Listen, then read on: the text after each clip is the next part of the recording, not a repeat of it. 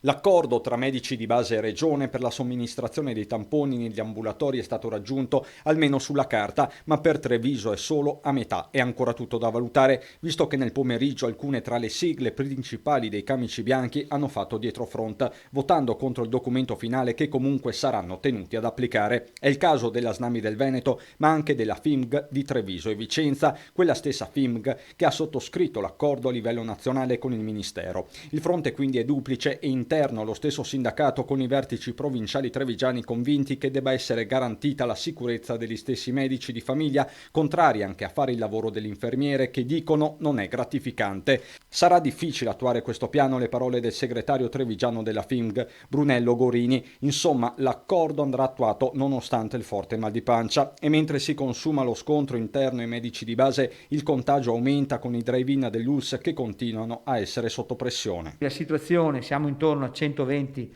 ricoverati, la situazione sta lentamente aumentando, però posso dire che dal piano che abbiamo fatto con la Regione Veneto, che ci ha detto di fare la Regione Veneto, la situazione è ancora sotto controllo e la manteniamo sotto controllo. Due i fronti principali, innanzitutto quello delle scuole, 160 le classi in osservazione, di queste 57 in quarantena, 103 in automonitoraggio. Un numero molto elevato, si sta propagando molto nella scuola, però la situazione la stiamo ancora controllando in accordo con la scuola, in modo tale da evitare che ci sia una diffusione maggiore all'interno della scuola.